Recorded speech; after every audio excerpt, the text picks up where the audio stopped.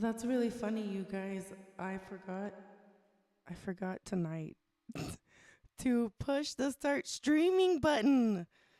So I have been here and I just played a song.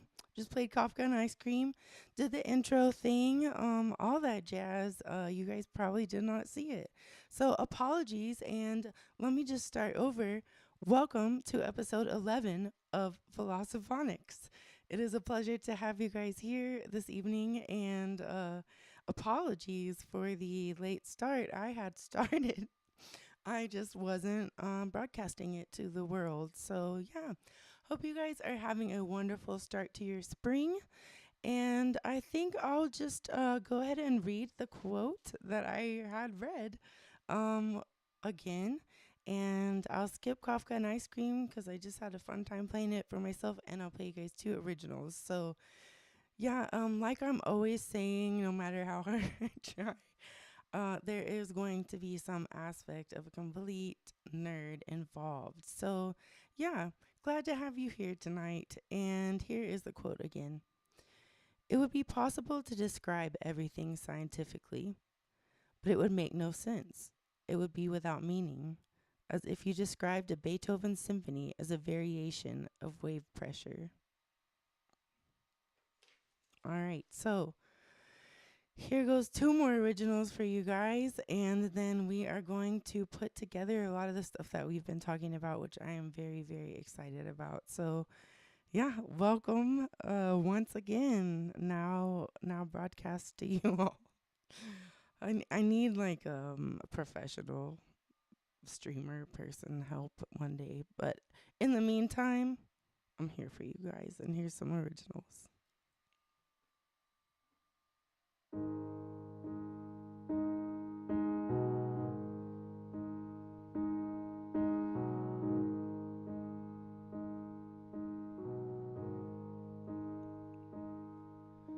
Come gather round, lads, ye soldiers old, and realize I'm not bought no sold. I'm not the Eve that you create. I'm the Lilith that spun this worldly fate.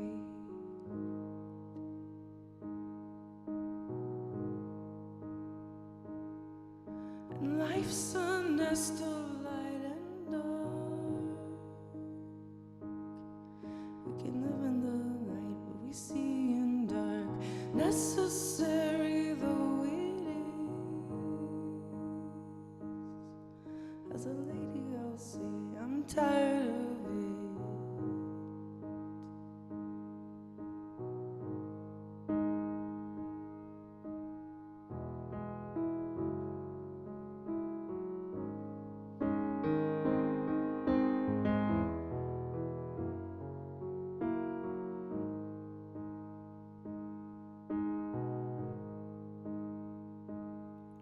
Come gather round, lads, ye soldiers old, and realize I'm not bought no sold. It's not about who's right or wrong.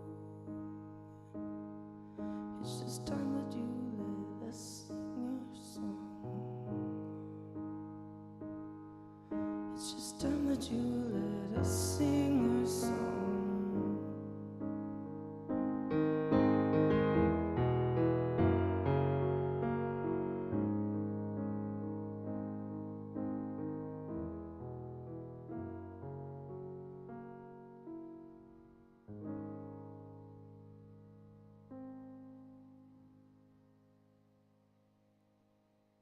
Hi, Gina. Welcome. Happy to have you here. You always get the highs with the reverb on. I think that's because you're so awesome. You get the extra reverb. Hello, Gina. All right, this last original is off my latest album called Dose, and this song is called Enough.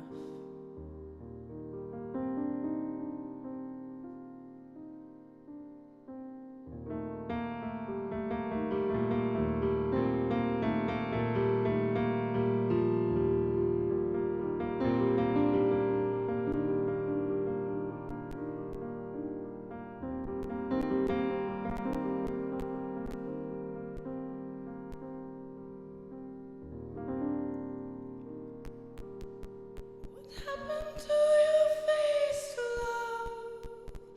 The wrinkles used to be much softer than this. What happened to your heart, love? Your song used to be much louder than this.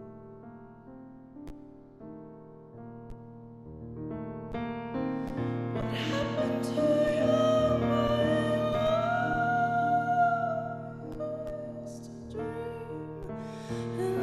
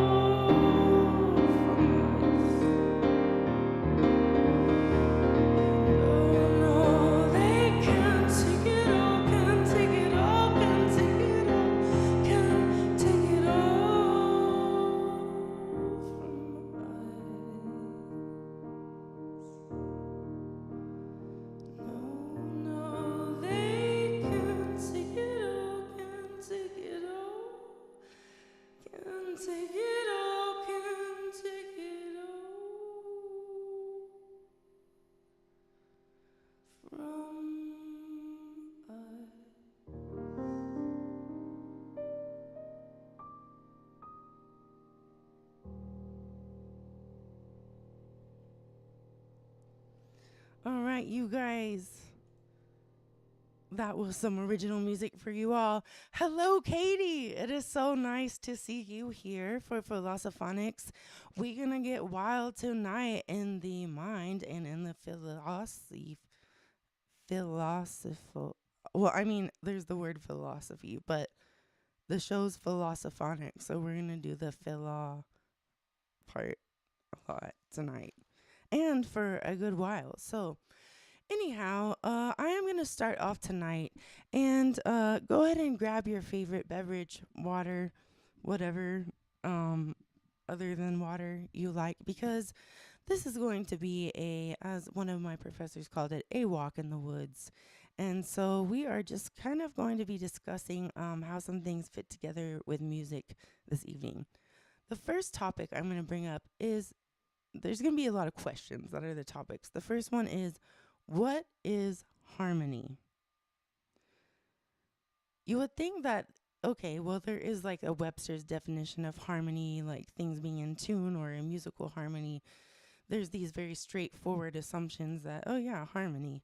But if you really get down to it, the topic of harmony is very, very vast. And there are different types of harmonies in nature, in music, in everything. So, the first part of what is harmonious, we've kind of gone over in earlier shows.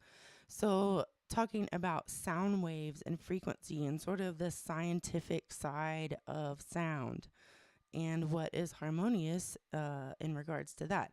So, just a quick review some of the things that we have learned by looking at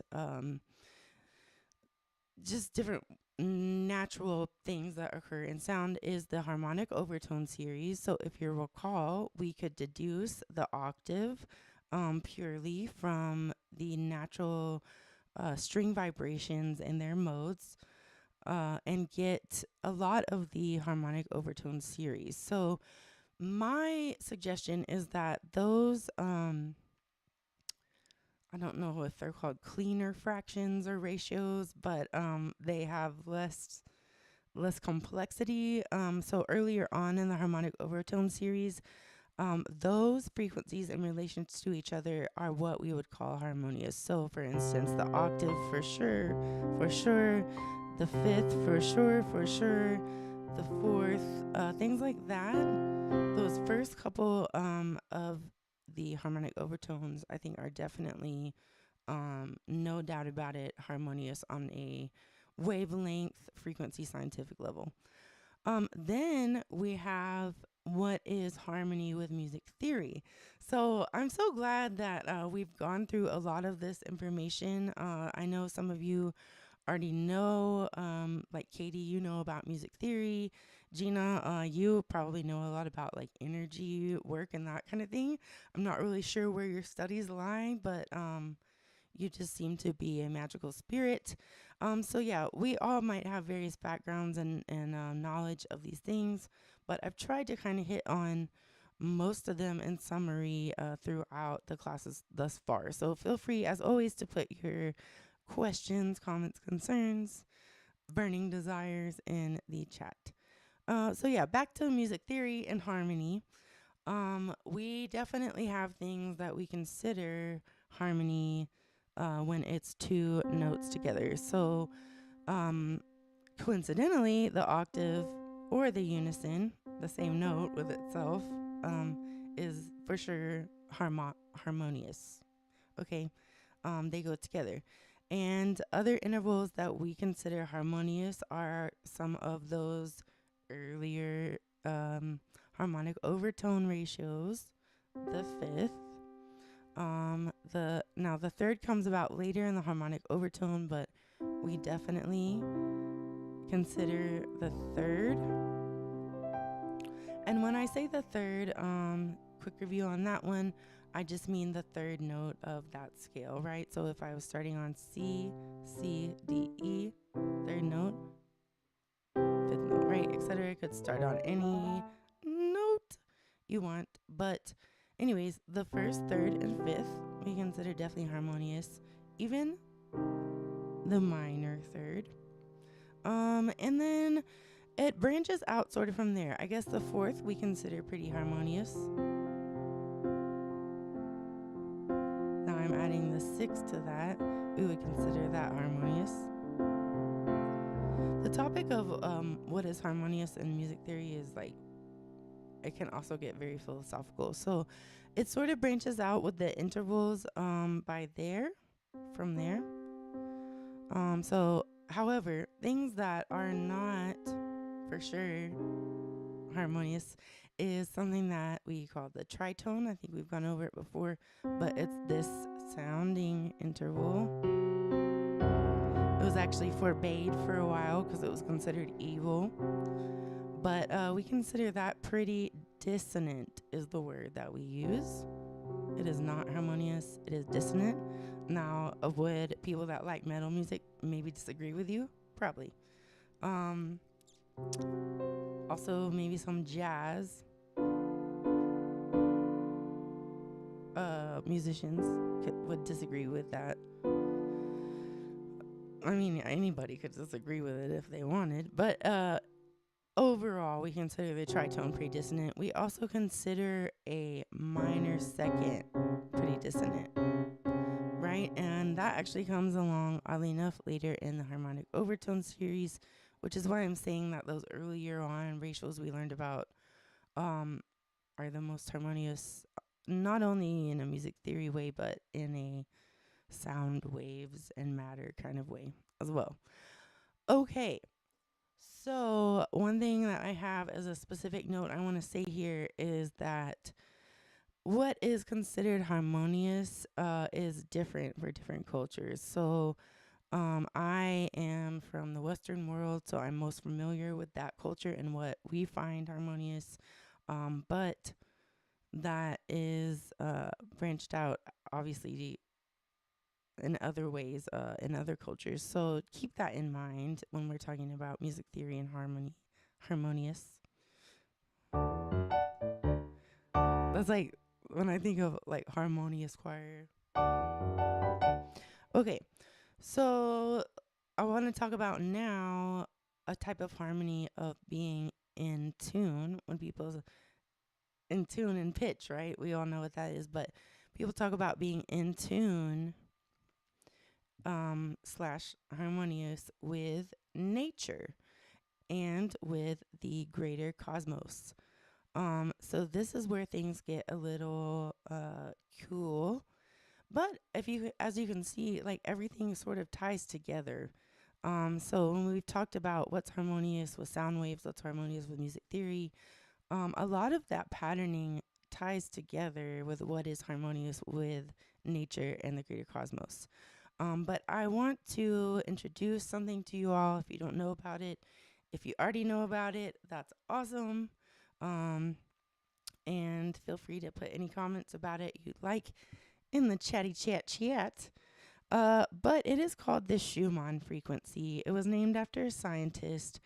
And what it is our Earth in conjunction with the atmosphere, specifically the ionosphere, I believe is saying it right, due to the fact that there is an electromagnetic field, a frequency is produced because those fields, the waves of those fields, get trapped in the atmosphere, right? It's like they're in a bubble. I actually have a picture I'm going to show you. You guys know I love me some pictures. All right, so this is what's kind of happening here. And the Schumann resonance, commonly the first fundamental, and when we say fundamental, if you'll recall back to our frequency stuff, that is the starting pitch that we're basically working with mathematically, right? So the fundamental frequency of this happening with the Earth is approximately 7.83 hertz. Just to give you a reference for where that lies on the audible spectrum, it is, well, it's not actually on the audible spectrum. It is down there with brain waves and that kind of thing, and it is below generally what we consider the threshold for human hearing, which is 20 hertz.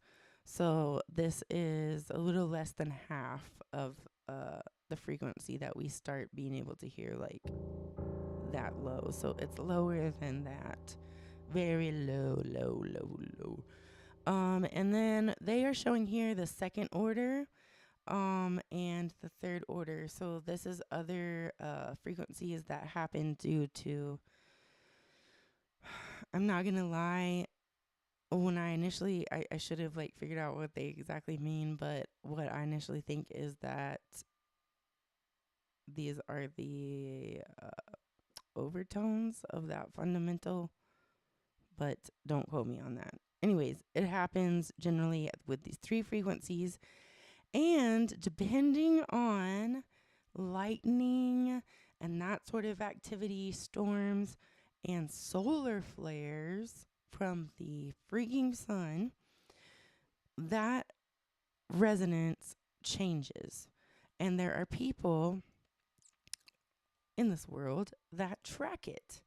And they see a direct correlation between this frequency and things happening with the sun and the planets and the cosmos and nature and the tides and the clouds and the weather and all of those things. Okay.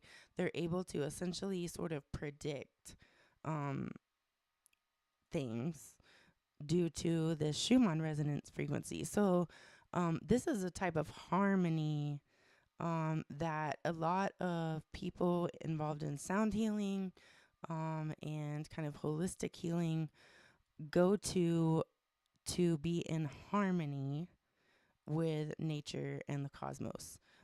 So even though you can't hear that Schumann resonance, and frankly, it doesn't play out in most speaker systems, you can use Plato's 2-to-1 ratio and make the octave up. And additionally, you can do a binaural beat that results in the 7 hertz, just like we talked about on the brainwave episode. All right, so those people I was talking about, my friends that I like to go to a lot at Heart Math, they monitor the Schumann resonance. And let's see what this picture is. Okay, this is not from them. I think the next picture actually is. But there are all kinds of apps for your phone. There are all kinds of web pages that you can see the live tracking of the Schumann resonance. And it's going to look a lot like this, almost like a seismograph for an earthquake kind of stuff. But when it gets more, it's just like the weather maps on your local news. When it gets more to red, it's more intense, and blue is more chill. So this is an example of over time, the Schumann resonance being recorded of the Earth.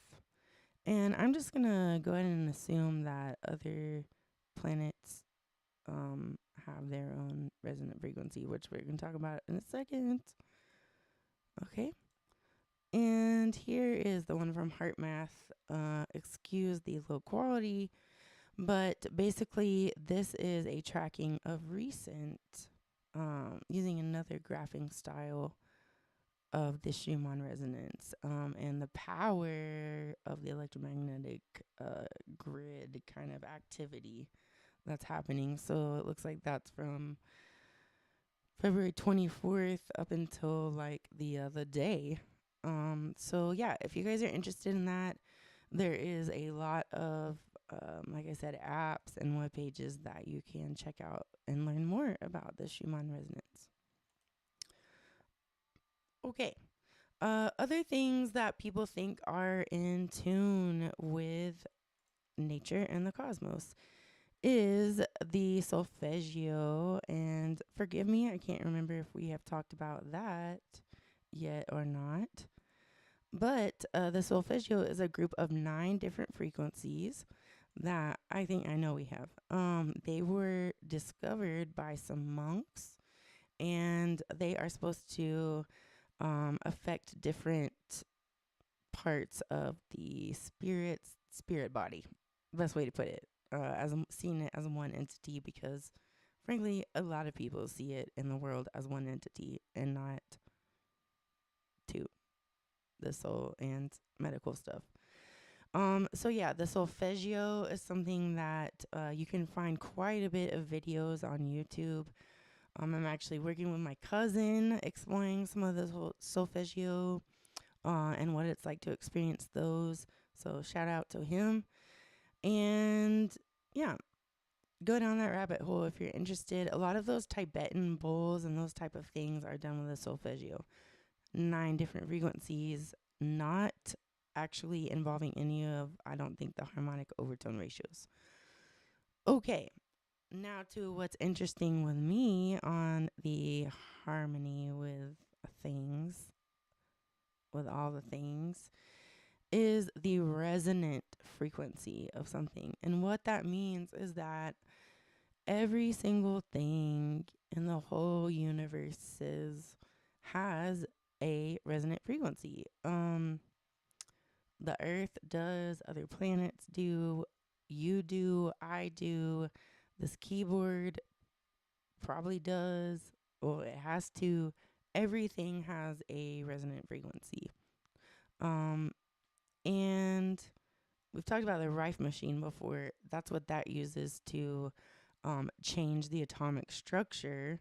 Because if you excite the molecular structure enough by shooting its own frequency into itself, then it kind of goes wacko and it sometimes changes on the molecular level. But yeah, the resonant of something, you guys have seen people with the glass and singing into it and breaking the glass. Um, a lot of meditation and those types of things are geared towards um, basically getting to in harmony with the resonant frequencies of the energy that we are desiring, which gets real philosophical. So we'll get to that part in a minute. And there are, just like there are different types of harmony, there are different types of resonance. So, there is musical resonance, which is like a guitar string vibrating into the body. There is mechanical resonance. If you guys have ever heard of that one bridge that like got in sync with itself and then just broke. Um, I was reading today that they tell military men when they're doing their cadences sometimes to like, I don't know, even them stomping on the ground can cause a mechanical resonance and like interfere with stuff. There is electrical resonance, so that is involved with like AC electricity and picking up that kind of thing. Then magnetic resonance and orbital resonance when planets resonate with each other, which is crazy.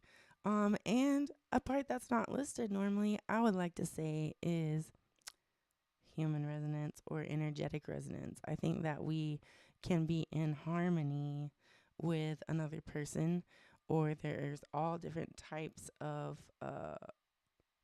resonant frequency interacting with resonant frequencies, or dissonance, right? And just on the mathematical side, I have in bold, there are formulas.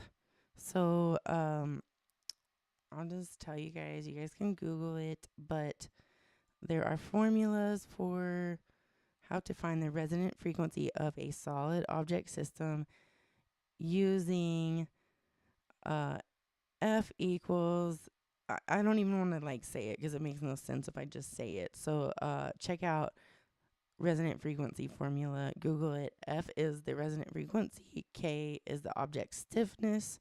So you've got that.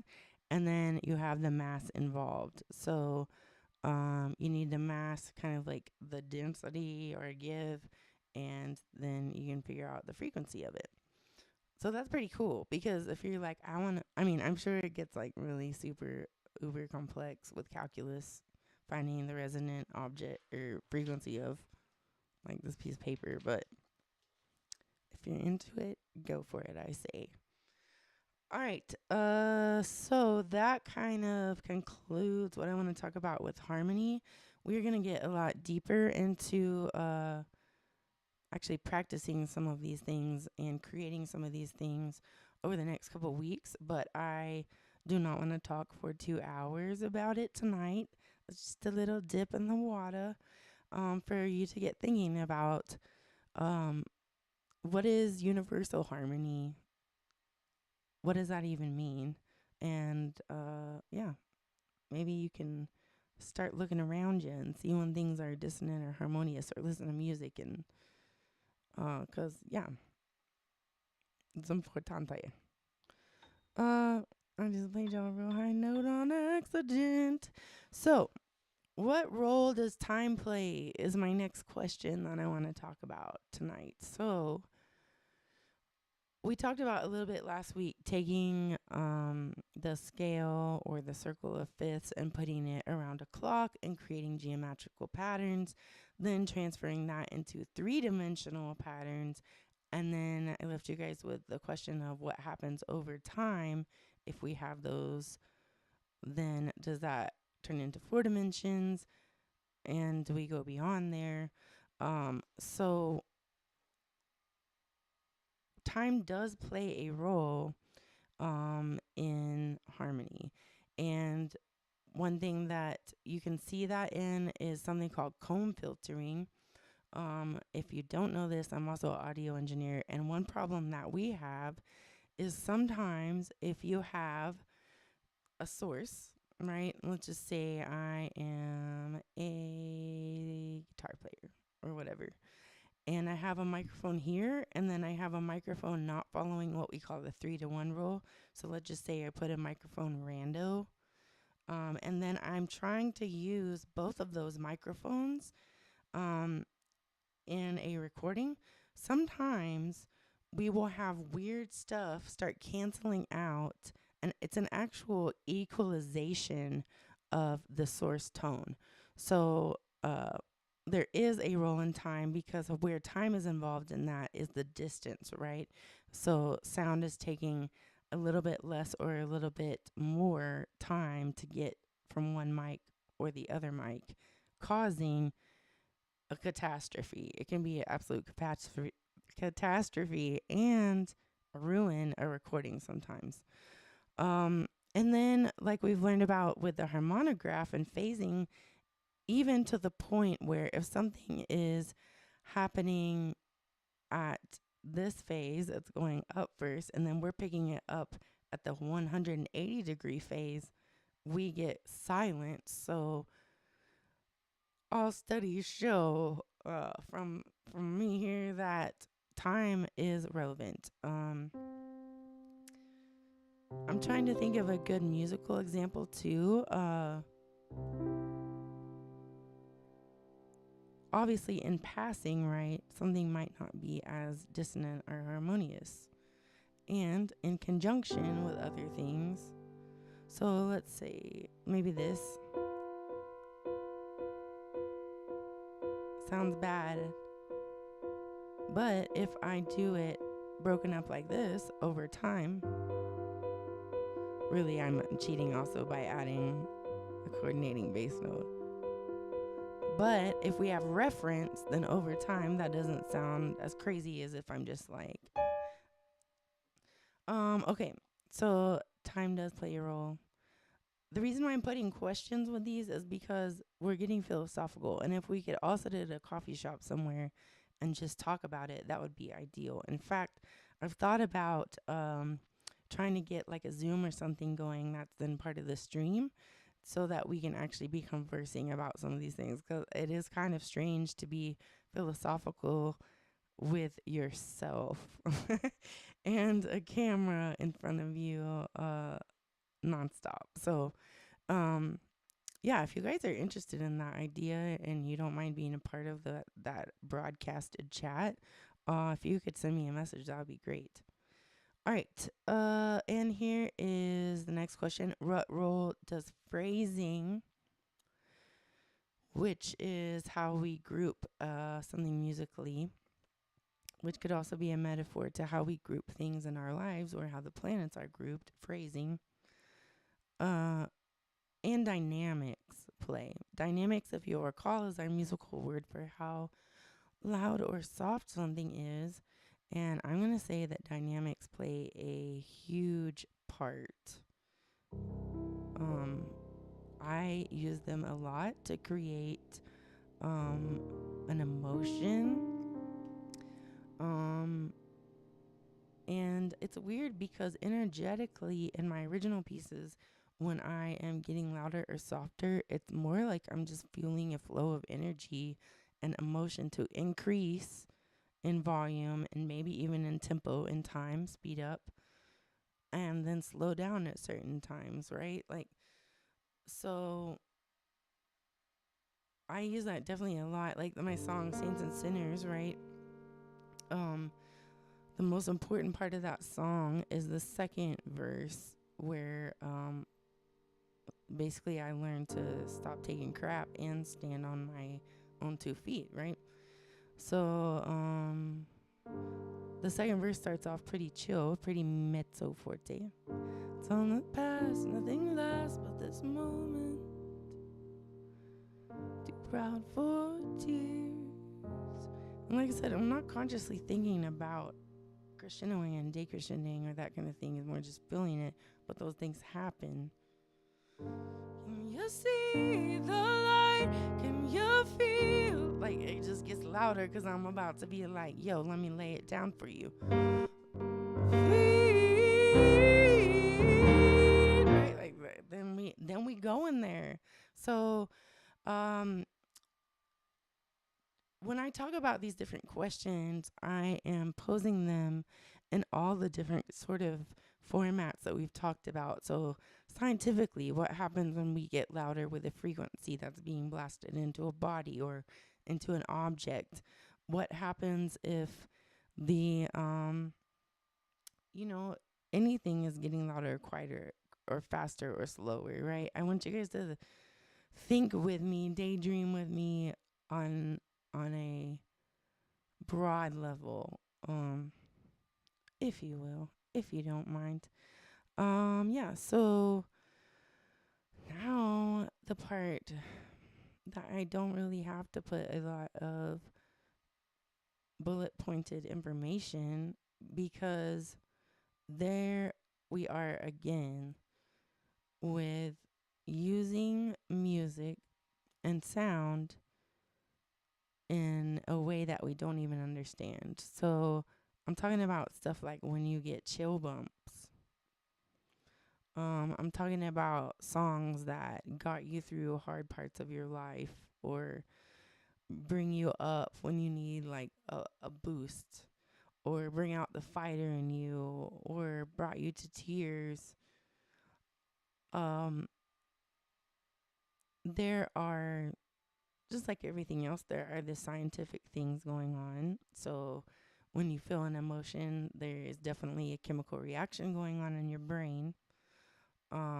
But there are things, I'm just going to come out and say it. There are things that I think are in the spiritual realm that we are able to communicate using the quantum level and sound waves and manipulating that shifting of matter. But they actually come from the intention of our heart and an idea. So there is a little bit of bridging on the quantum level of those two things, but really we're still pretty behind on bridging those two worlds. And that is the exact reason that I created this stream, because I live and die by bridging those two worlds. And I do think that there is more than meets the eye in front of us. And there's definitely, I know from performing, from watching music, from recording music, from writing music, there is more than we can understand with science happening. So my intention is to, as a person and also with this stream, combined everything that I have learned about that on the logical level with the illogical. I don't like to call it illogical, but just the sacred level. And some of you all, I've had those kind of experiences with on a sacred level that are beyond words. And there is probably some kind of crazy transference of energy happening when we've had those exchanges that we don't fully understand. However, as we'll get to the next couple weeks, we can control and we can create and use them as use it as a paintbrush. The magic, we can make magic is my point. Okay. So then the next question I have here is, can we find the resonance of an emotion? And we can't absolutely put a finger on it, but think about a song that made you happy. Now, the thing is, what we can't like fully define is that that song that made you happy is different for most people, you know, like maybe somebody else somewhere else on the globe has the other favorite song that makes them happy, the same one as you. But what sounds happy, I mean, it's generally a major. So we know there are some things, but some people in other parts of the world,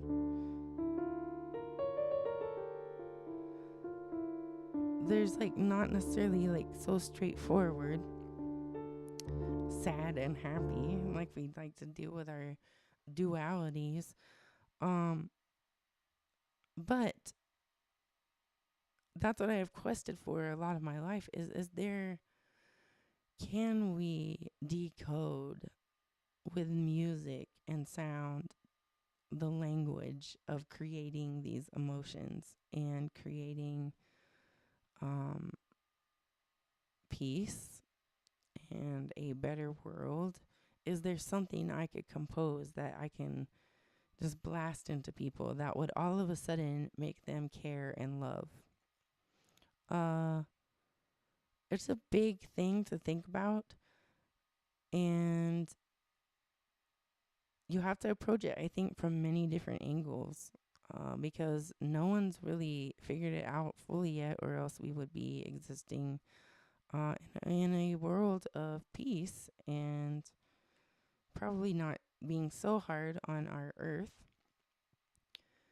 And so, the question I'm going to leave you with tonight is, with all of this that we've learned about on all the different aspects of music and sound and the soul and healing, can we create a better world with music?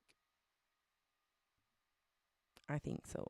But that's for you guys to think about. And we're going to get deeper and deeper into this over the next coming like month or so. And I'm going to encourage you guys in the upcoming classes to start creating your own sounds and music. So we'll be creating together in an attempt to do those things. Of course, now we could be totally dark and like try and do it for bad purposes, but please don't do that. That's shady. And if I find out you're doing that with what we're gonna be doing, then I will be super sad about it, and I will blast my happy frequency at you, my peace frequency. All right, so that is it for the chat part tonight. Yeah. How this episode is called Putting It All Together because that's what I am going to attempt to do here. And I'm playing a cover for you all tonight. It's actually a classical piece by a composer called Claude Debussy. I've actually been asked to play this song at, I think it's 3 funerals now. And it's one of my favorite pieces. It actually takes me in all the ways to, I feel in harmony with this piece. So hopefully you will as well. And yeah, I am going to actually turn off the camera. This will be our meditation for tonight since it's kind of more chill in the classical realm. So I love you guys. Gina, thank you for watching. Katie, thank you for watching. And anybody else that watches this stream, may you be filled with such love and appreciation, and know that it's just super special to have you watching and to know you in this world. So cheers, everyone. Love you long time. And here is Clair de Lune from Claude Debussy.